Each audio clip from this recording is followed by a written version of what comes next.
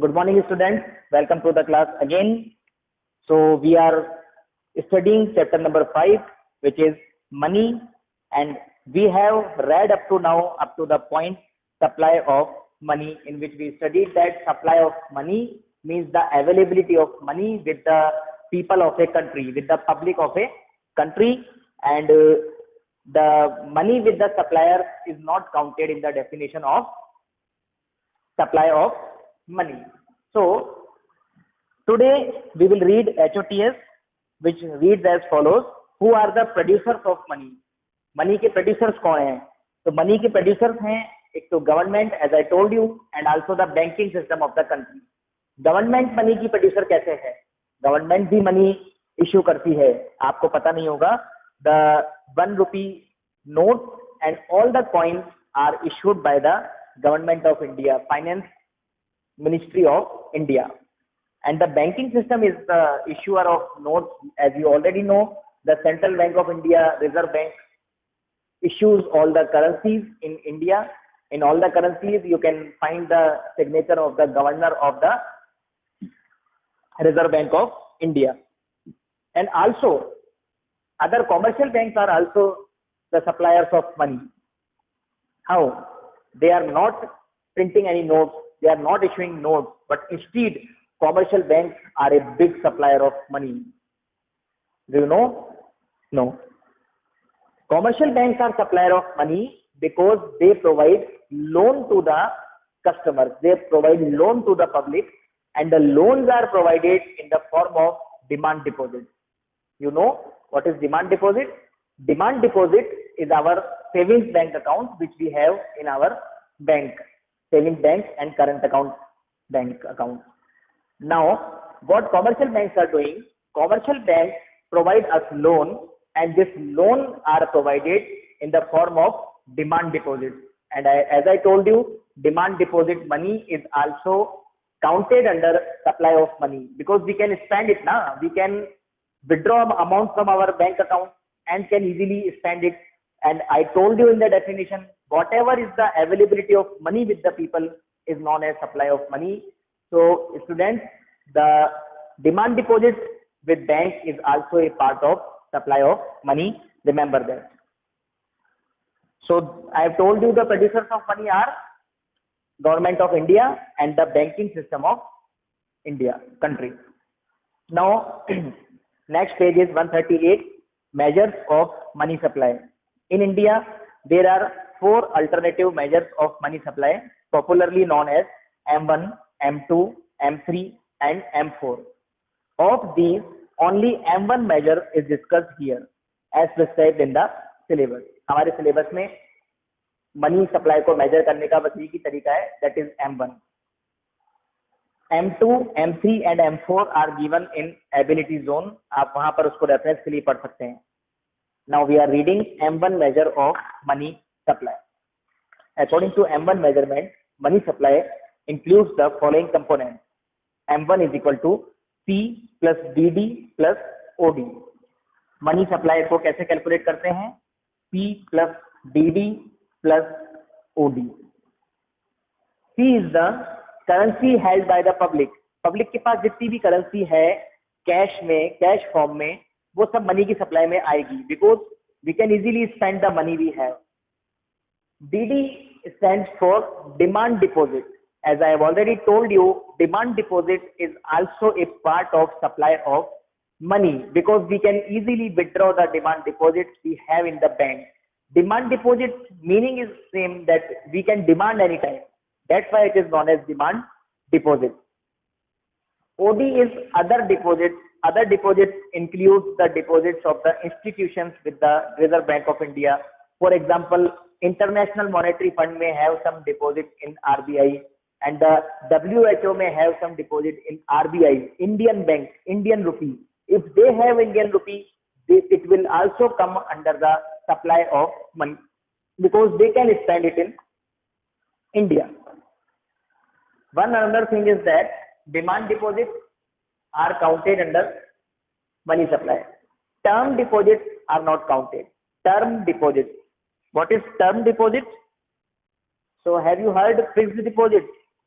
Yes. that fixed deposits are known as term deposits. They are not easily withdrawable or they are not quickly withdrawable. We cannot issue checks for it, so it is not included in the definition of supply of money. Remember, fixed deposits are not included, only demand deposits are included. Demand deposits, I have told you, this is also known as checkable deposits, against which we can issue check by signing. And demand deposits are supply of money because we can withdraw them easily. Now I am reading from the book. C refers to currency held by the public. It includes coins as well as paper notes.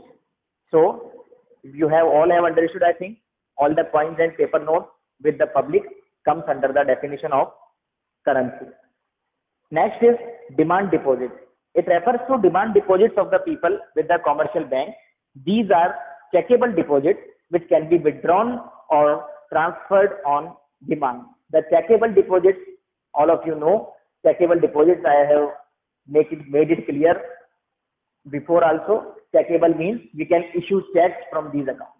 So all our savings bank accounts and current bank accounts are checkable deposits. Next is other deposits. As I have mentioned, other deposits here, demand deposits. It includes demand deposits with RBI of public financial institutions like National Bank for Agriculture and Rural Development. तो नाबार्ड का जो पैसा RBI में जमा है as a demand deposit, this will also be counted under the supply of money because this is a institution. NABARD is not a commercial bank. Don't be confused that NABARD is a bank. NABARD is an institution which is the head of the rural credit in India. It makes policies, it takes care of the rural farmers, it suggests the government how to improve the conditions of the farmer, but it is not a bank. So whatever is the demand deposit of NABARD with Reserve Bank of India, it will also be counted under the supply of money. Understand? Next is demand deposit with RBI of foreign central banks and of the foreign government. अगर किसी foreign country का central bank है तो वो क्या हमारे लिए producer है मनी का? नहीं, वो तो हमारे लिए आउटसाइडर है. अगर उनका पैसा भी आरबीआई में जमा है तो इसका मतलब उनके पास इंडियन रुपी है, वो भी हमारी सप्लाई ऑफ मनी में काउंट होगा क्योंकि उसको वो इंडिया में खर्च कर सकते हैं. Next is foreign government.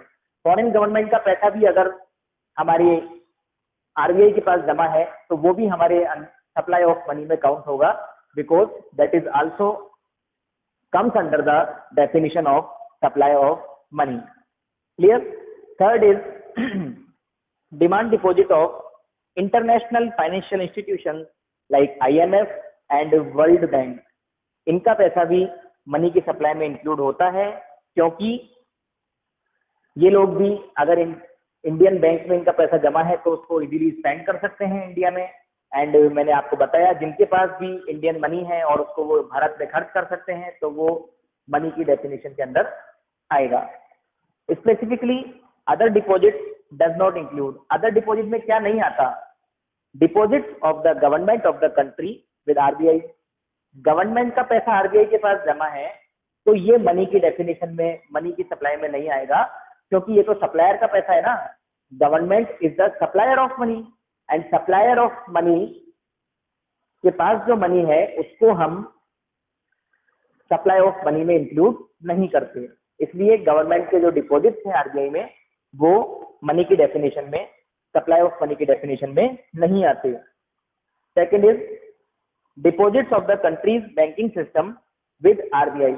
Countries banking system मतलब जितने भी हमारे कॉमर्शियल बैंक हैं उनका जो पैसा आरबीआई में जमा है वो भी मनी की सप्लाई में नहीं आएगा क्योंकि commercial bank are also suppliers of money और सप्लायर का पैसा सप्लाई ऑफ मनी में इंक्लूड नहीं होता.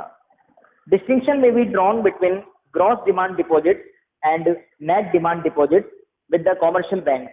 Gross demand deposit include interbanking claims of one bank against the other.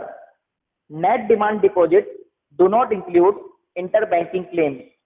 Interbanking claims are not a part of demand deposits of the people. Gross demand deposit and net demand deposit. Demand deposit क्या है हम ये जान ही गए, commercial bank के पास जो हमारे account होते हैं, मगर जो ग्रॉस डिमांड डिपॉजिट है उसके अंदर अगर इंटर बैंकिंग क्लेम्स भी इंक्लूड होंगे,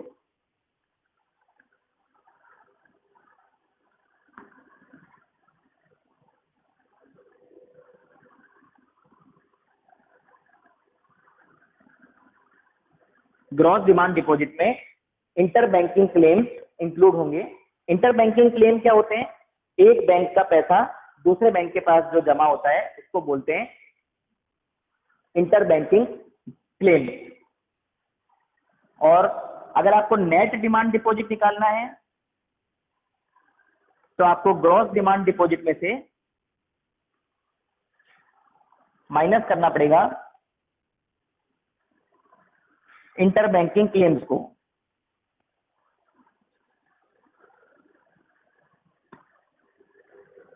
So definition of net demand deposit is gross demand deposit minus interbanking claims. Because हम interbanking claim को क्यों नहीं ले रहे net demand deposit में? क्योंकि मनी, सप्लाई ऑफ मनी में बैंकों का पैसा इंक्लूड नहीं होता। तो अगर एक बैंक का पैसा दूसरे बैंक में जमा है इसका मतलब वो सप्लायर का पैसा है, उसको हम इंटर बैंकिंग क्लेम कह सकते हैं।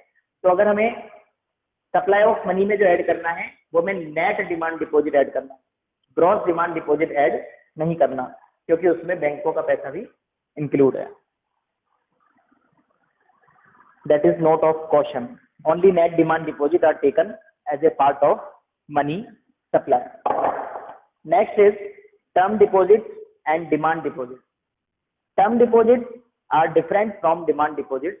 Term deposit are always for a specific period of time, like fixed deposit for a period of 1 year or 2 years. Term demand deposits are not for any specific period of time. I have told you earlier that term deposits are known as fixed deposits, which are opened for a specific period of time only. Second, depositors cannot withdraw money as and when needed. Money in demand deposits can be withdrawn as and when needed. Fixed deposit का पैसा आपको जब चाहिए आप निकाल नहीं सकते, जबकि डिमांड डिपॉजिट का पैसा आप जब चाहो तब निकाल सकते हो। Third is term deposits are not checkable deposits. Term deposits checkable deposit नहीं होते। What are checkable deposits? जिनके अगेंस्ट हम चेक इश्यू कर सकते हैं। हम अपनी एफडी के अगेंस्ट चेक इश्यू नहीं कर सकते। Depositors cannot sign a check against these deposits. Demand deposits are checkable deposits. Demand deposits क्या होते हैं? वो checkable deposits होते हैं। क्यों? Because these are saving account deposits and current account deposits. Depositors can sign a check and withdraw, transfer money from these accounts. In account से जो account holder है वो कभी भी पैसा निकाल सकता है, चेक साइन कर सकता है। ठीक है। Note of caution, in the context of M1 measurement of money supply, only demand deposit are considered as a part of money supply, not the term deposit. Demand deposit is equal to saving account deposit plus current account deposit. Okay, it is enough for today. So you have to do homework.